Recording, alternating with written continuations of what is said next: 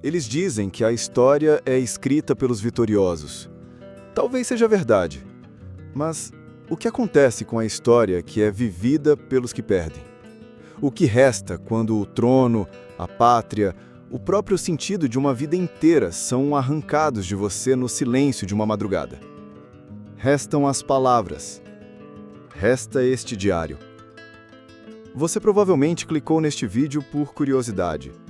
Talvez tenha visto meu rosto em algum livro de história, a barba branca, o olhar cansado de um velho imperador, o último do Brasil. Mas você não me conhece. Ninguém conhece o homem por trás do monarca. Ninguém sentiu o peso da coroa que usei por quase 50 anos. Uma coroa que, no fim, não era nada mais do que um fardo dourado. Se você busca uma história de glória e poder, talvez se decepcione. Esta é uma história sobre perda, sobre o que acontece depois que as cortinas do poder se fecham.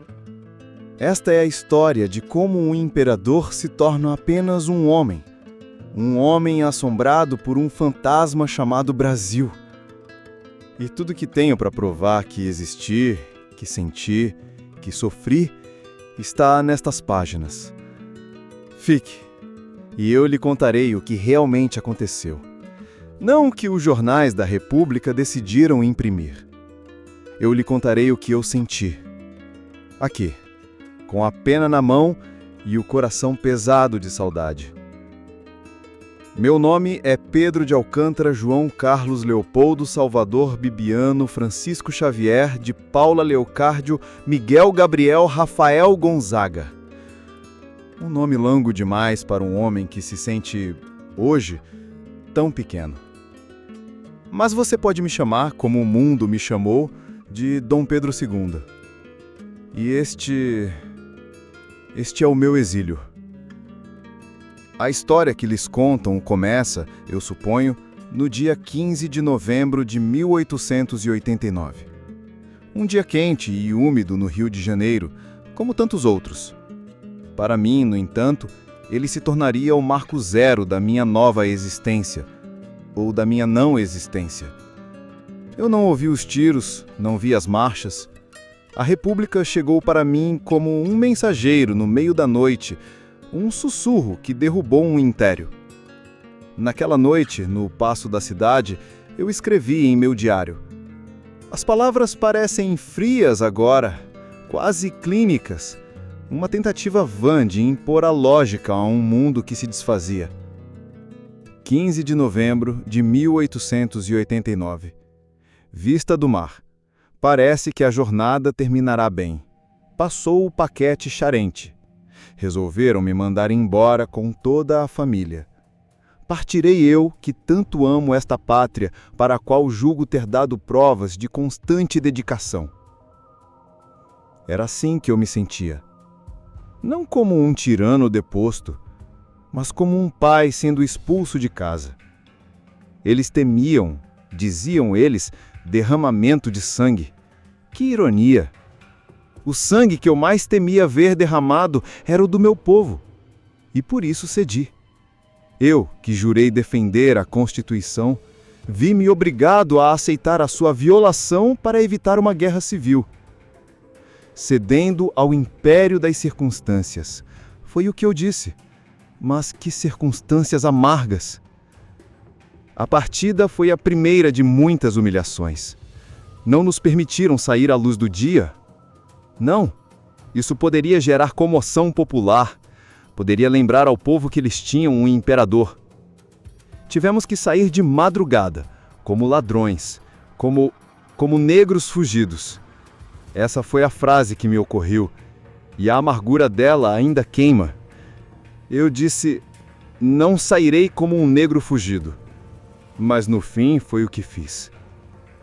O coche escuro, a lancha do arsenal de guerra, a subida a bordo do vapor Alagoas, cada passo era um golpe, um desmantelamento da minha identidade.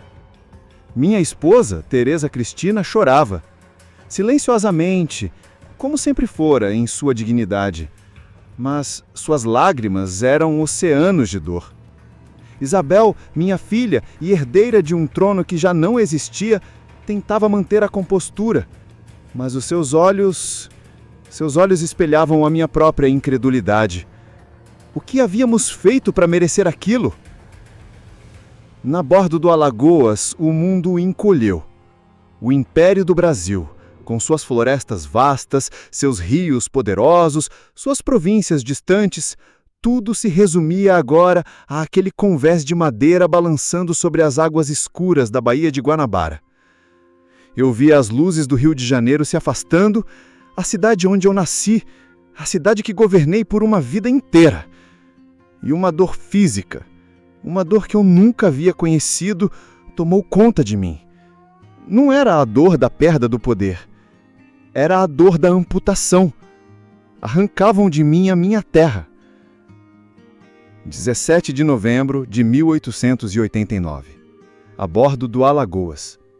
Não posso queixar-me de ninguém durante o tempo em que estive como prisioneiro no Paço. Mas a dor de deixar esta terra, onde nasci e passei toda a minha vida, é a mais atroz que se pode sentir.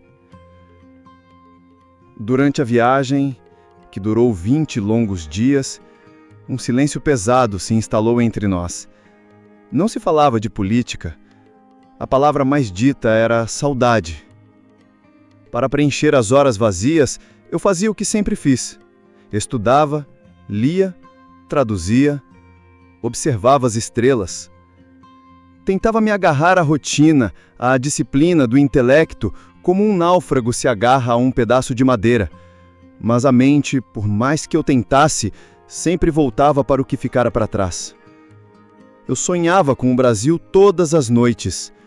Sonhava com o cheiro da terra molhada em Petrópolis, com o calor do sol no Jardim Botânico, com o som das conversas em tupi, que eu tanto gostava de praticar, e acordava no beliche estreito, com o rangir do navio e o cheiro de sal e melancolia. Chegamos a Lisboa no dia 7 de dezembro. Uma multidão nos esperava no porto. Havia respeito, havia até aclamações, mas não era o meu povo. Eram estrangeiros, bem intencionados, mas estrangeiros. Cada rosto amigo era um lembrete doloroso dos rostos que eu talvez nunca mais visse. A primeira coisa que fiz em terra foi visitar o túmulo do meu pai, Dom Pedro I, na igreja de São Vicente de Fora.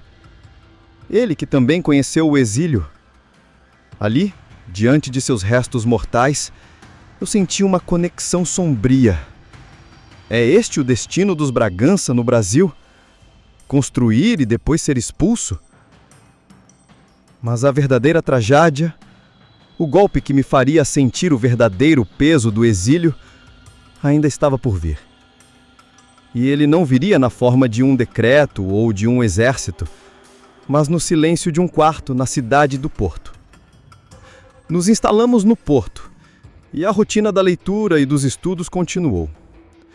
Mas havia uma fragilidade no ar. Teresa Cristina, minha boa e devotada Teresa, nunca se queixava. Mas eu havia de definhar.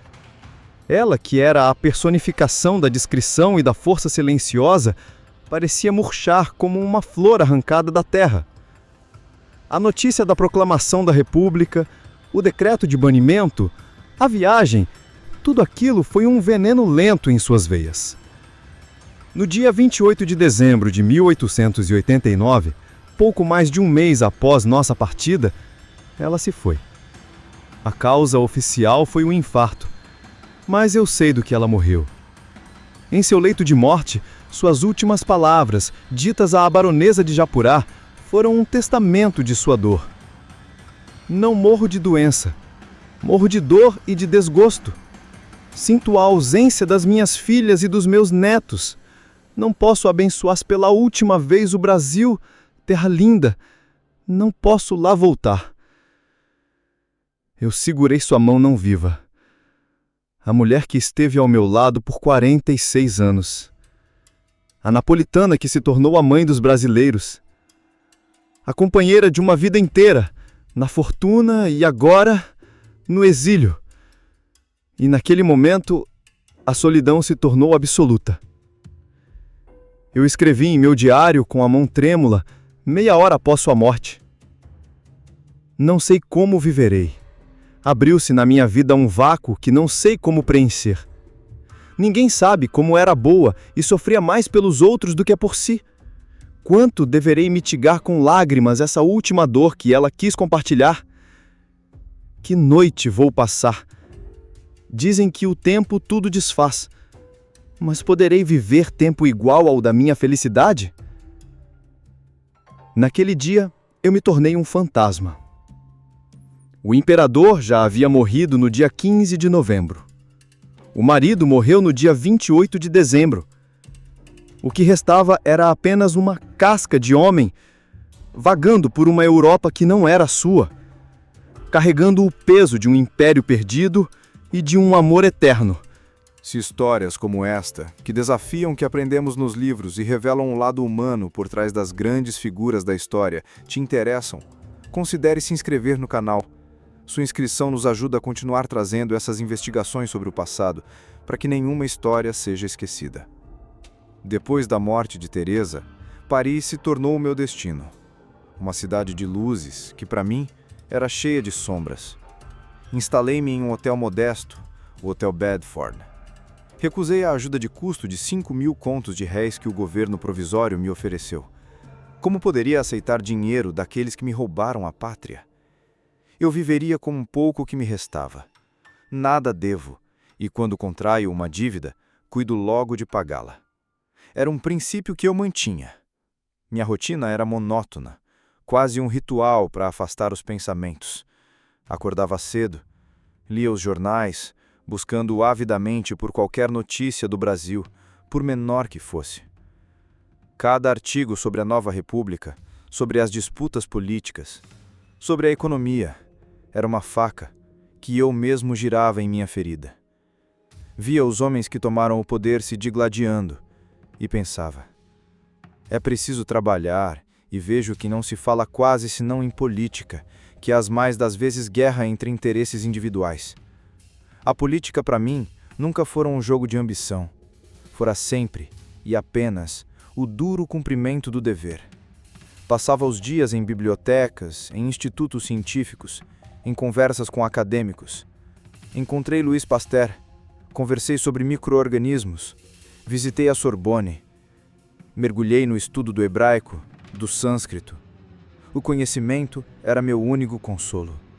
Se não fosse imperador, eu costumava dizer, desejaria ser professor. Não conheço missão maior e mais nobre que a de dirigir as inteligências jovens e preparar os homens do futuro. Agora, no meu ocaso, eu era apenas um estudante perpétuo, um estudante de tudo, exceto de como viver sem o Brasil.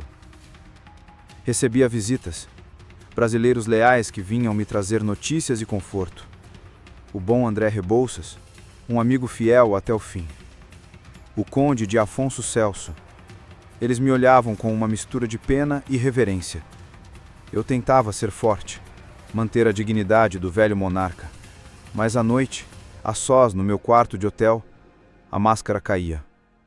A saudade do Brasil é a cada passo maior, que não daria para estar em minha terra, ainda que na mais humilde casa. As noites eram as piores. O silêncio era preenchido pelas memórias. Lembrava-me das viagens pelo interior do Brasil, do povo simples que me recebia com tanto carinho, das crianças que corriam para me ver. Eu havia apertado a mão de milhares de brasileiros, tinha olhado nos seus olhos, e agora eu estava irremediavelmente separado deles. Eles me chamavam de Pedro Banana. Li isso em alguns jornais. Diziam que eu era fraco, que não reagi. Como eu poderia reagir? Mandar o exército lutar contra o próprio exército? Mergulhar o país que eu amava em uma guerra fratricida? Para quê? Para manter uma coroa sobre a minha cabeça? O poder, para mim, nunca foi um fim em si mesmo. Era um meio para garantir a paz e a prosperidade do Brasil. Quando ele se tornou um obstáculo para a paz, ele perdeu seu propósito. Em meu diário, eu confessei meus pensamentos mais íntimos sobre a República. Eu sou republicano. Todos o sabem. Se fosse egoísta, proclamava a República para ter a glória de um Washington. Somente sacrificaria o Brasil à minha vaidade, porque as pequenas províncias não têm pessoal para a federação e seria um desgoverno geral que acabaria pela separação. Eu temia pelo futuro do Brasil. Via a instabilidade política, as revoltas, a crise econômica, e meu coração se apertava. Eu não desejava o mal à República. Como poderia? Desejar o mal à República seria desejar o mal ao Brasil. Mas eu via um caminho perigoso sendo trilhado. A saúde, que sempre fora robusta, começou a me abandonar. A diabetes, que eu controlava, piorou. Uma tosse insistente se instanou em meus pulmões. O frio de Paris me era hostil. Meu corpo sentia a falta do sol dos trópicos tanto quanto a minha alma. Eu andava pelas ruas de Paris, um homem alto, curvo, de barba branca, e as pessoas não faziam ideia de quem eu era. Apenas mais um velho estrangeiro. O anonimato, que para tantos é uma bênção, para mim era a prova final do meu apagamento. No final de 1891, a tosse se transformou em pneumonia. Fiquei confinado ao meu quarto de hotel. Minha filha Isabel, o conde de Eu, meus netos vinham de Versalhes para me ver. Em seus olhos eu vi a preocupação crescente. Mas eu estava cansado. Cansado de lutar contra a doença, cansado de lutar contra a saudade. No dia 2 de dezembro completei 66 anos. Houve uma missa em meu quarto. Recebi a comunhão. Eu sabia que o fim estava próximo. Minha mente, no entanto, permanecia lúcida. E ela estava a milhares de quilômetros de distância, na terra que eu nunca mais pisaria. Dizem que em meus últimos momentos eu delirei. Que minhas últimas palavras foram Brasil. Não me recordo. O que me recordo é do desejo que me consumia. Um desejo que eu anotei, que registrei, que pedi que fosse cumprido. Antes de morrer, eu pedi que um pacote lacrado fosse colocado no meu caixão. Um pacote que eu guardava como a mais preciosa das relíquias. Dentro dele, não havia joias, nem ouro, nem documentos de Estado. Havia terra. Terra de todas as províncias do Brasil.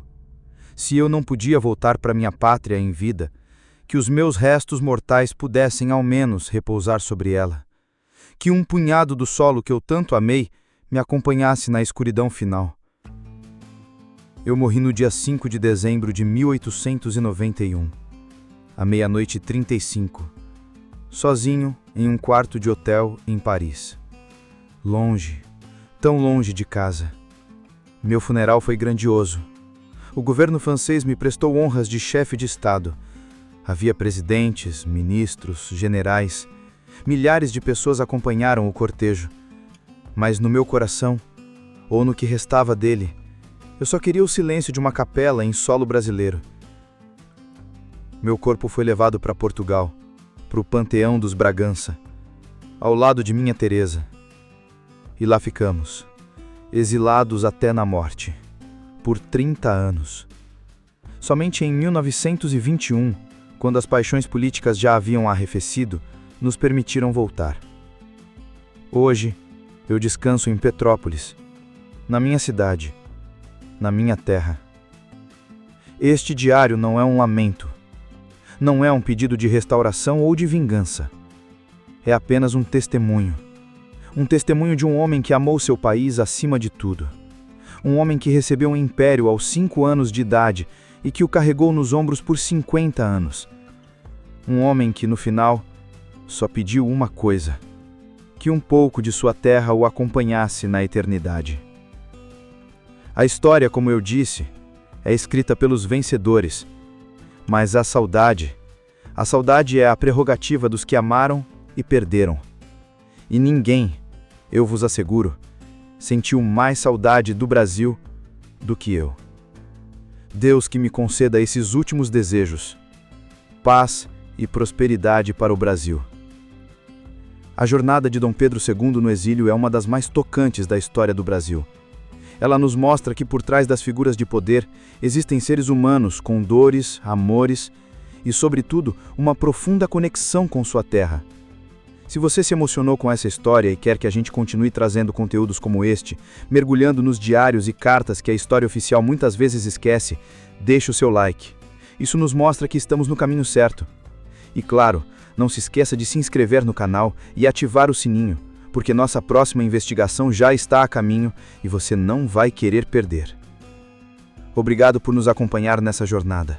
A gente se vê no próximo vídeo. Fique bem.